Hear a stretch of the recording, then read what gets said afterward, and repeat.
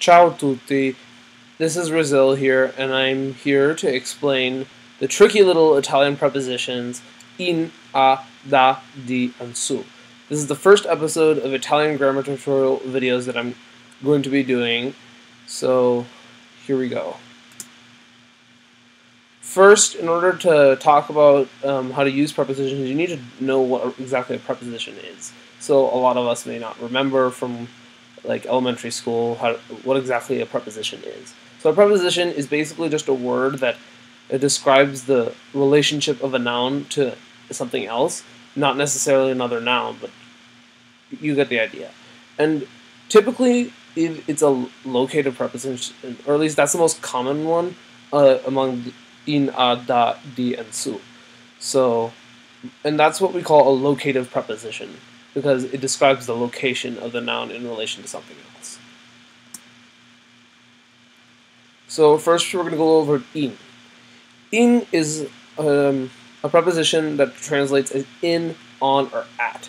So it's only used to describe large locations like states, countries, and other things, and it can take the place of any non-physical use of the English word in.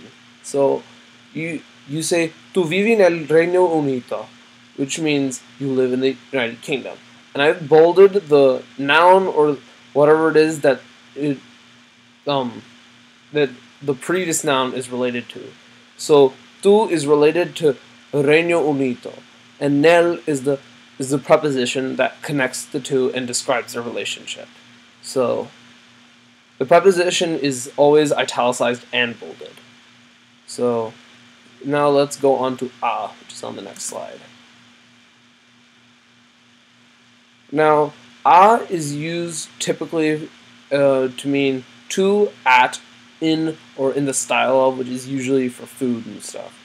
So you use a when you're describing like where you are.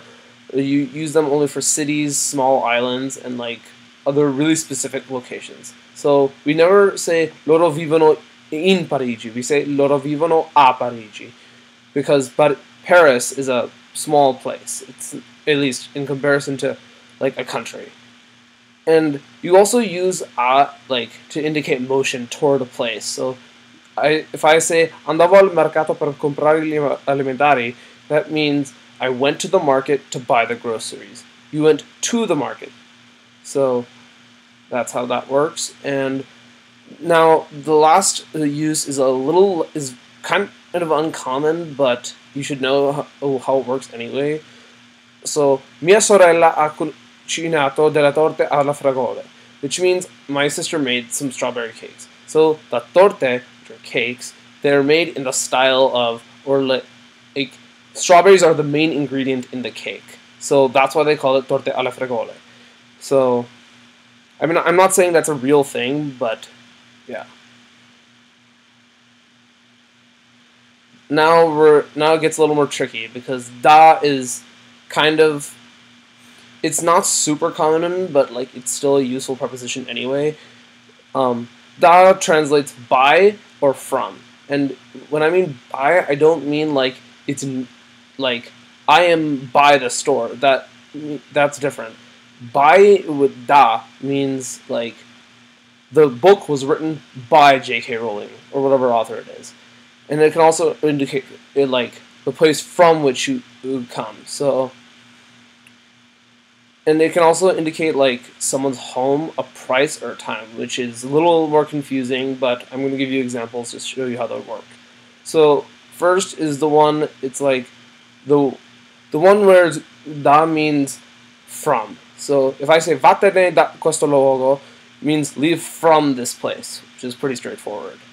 And then io sono andato da mia mamma. Typically, this means I went to my mom's house. So this is where it gets confusing, because this could easily be misinterpreted as I go from my mom, which is still technically a grammatically incorrect sentence anyway. So, I mean, just try not to confuse it. Now, the next one is le vuole una camicia da $13, which means she wants a shirt for $13. So a way you can think about this is that she wants a shirt from $13, like starting at that price, even though she's probably not going to buy it for any more than 13. So if you want to think about it that way, you can do that. So the last example is also pretty straightforward. Noi andiamo in vacanza in Svizzera da 4 anni, which means we've been vacationing in Switzerland for 4 years, and that is just a time expression. I'm not sure what logic there is to it, but that's just the way it works. So now the last two prepositions, the first of which is die, get kind of complicated because there's a lot of uses for them. So die is very, very common, and it's usually translated as of, but it also indicates a partitive article. So if you speak French, or like have taken French in school, this may actually be familiar to you. So it's usually indicating part of something that's being eaten, consumed, or partaken of, and usually includes the word some. So, D also describes nationality or other like innate qualities of a person without actually using the adjective. And you also use it to describe possession, which kind of falls under innate qualities. So if I say Maria è la sorella di Paolo, that means Mary is Paul's sister, or if you want to take it literally, Mary is the sister of Paul. So that indicates that Mary belongs to Paul as his sister. So then the next example is I miei giocattoli sono di legno. That means my toys are made of wood. And literally it means my toys are of wood, but that indicates that the toys, like their actual building material, is wood. So, yeah. Now the next one is quelle ragazze sono di Polonia, which means those girls are from Poland, which means they're of Polish origin. That's not something they can change, and that's where it gets confusing because you don't use da here. Because, I mean, that's only if you're using it with. You don't use da if it's with a verb not with a verb of motion. So if you wanted to say that they're from Poland, but you don't want to use the sentence in particular, you could say quelle ragazze vengono da Polonia, which literally means that they come from Poland, which kind of implies that they're Polish. So yeah, you can use it that way, but you have to use them in only those instances. You can't switch them around. Now the last example is slightly confusing because it's not something. It's not. This is, as far as I know, this really only exists in French. So, noi bevevamo dei vini bianchi, which means we were drinking some white wine, which in this sentence can be translated as we partook of some white wine, which is like, it's like white wine is not, you can't quantify it because it's like, it's liquid, without like cups and stuff. And in language, you typically don't say, oh, I drank only 1 cup of wine, not like as a measuring unit and stuff. So, yeah. Now let's move on to su. Su translates as on top of, on the subject of, toward, and against, but also indicates approximations or ratios. So the first example, which is pretty straightforward. Lorenzo ha posto il libro sul tavolo. Lawrence put the book on top of the table, which is pretty self-explanatory. Now, the second example can be slightly confusing. Arriverò sul tardi means I'll arrive toward the evening or the late afternoon. So, this is a weird usage of su, and I've never heard anybody say it, so I'm guessing it's kind of uncommon, but you can't take my word for that. So, now the next example is discutiamo sui vantaggi di studiare all'estero. We're discussing the subject of, the advantages of studying abroad. So here they're actually talking about the advantages. So that's how you use su in that context.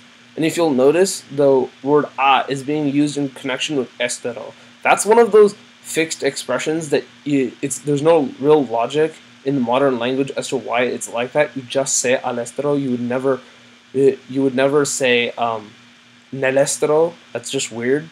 So Now the last example is also pretty straightforward because it describes like a physical location where it is. So, le chiavi stanno sul parete, which means the keys are on or against the wall, because the keys, like, they hang against the wall from like a hook.